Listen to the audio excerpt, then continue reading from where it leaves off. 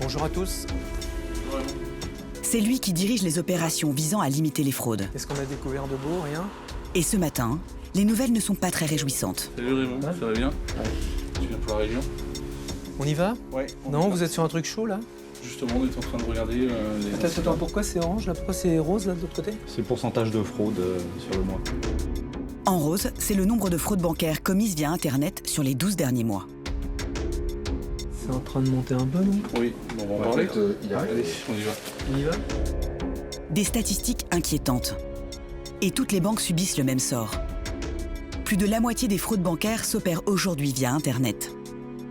Et dans cette course de vitesse que se livrent les pirates et les grands groupes bancaires, les gagnants ne sont pas forcément là où on les attend. C'est la lutte en permanence du glaive contre le bouclier et de se tenir au courant des dernières techniques de fraude. Parce qu'il faut savoir que la technique n'est jamais la même. Les hackers disposent de technologies dès qu'elles sortent, parfois même en avance de phase.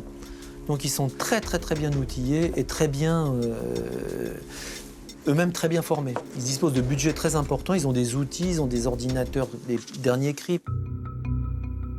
Les banques doivent donc sans cesse se renouveler. S'équiper du matériel dernier cri pour détecter les nouvelles méthodes des hackers et stopper au plus vite l'hémorragie lorsqu'un client est piraté. À la Société Générale, ils sont 30 à surveiller jour et nuit tout mouvement bancaire suspect, comme Eric et Agnès. Les yeux rivés sur son ordinateur, Eric scrute les alertes du système de sécurité. Il n'en reçoit pas moins de 20 par jour. Et ce jour-là, la matinée est chargée. On en a détecté 1, 2, 3, 4. On en a 4 ce matin. 4 alertes, dont une qui inquiète tout particulièrement Eric. L'information est remontée via les clients de la Société Générale. Ils ont reçu ce mail qu'ils trouvent suspect. Pourtant, a priori, rien d'anormal. En haut de page, il y a bien l'entête de la Société Générale et le mail informe juste de l'arrivée d'un nouveau message. Pour le lire, il suffit de cliquer sur ce lien. Quand on clique, on arrive sur un site. Il est très bien fait. Alors quand on saisit un code client, donc là je vais en saisir un. Sauf que cette page d'accueil est un faux très trompeur, derrière lequel se cachent des hackers. Leur objectif, vous soutirer vos données bancaires. Une arnaque qui est en train de se répandre dans toute la France et qui fait des ravages sur Internet. Cette arnaque s'appelle le phishing. En français, le hameçonnage. Et elle fait des ravages sur Internet.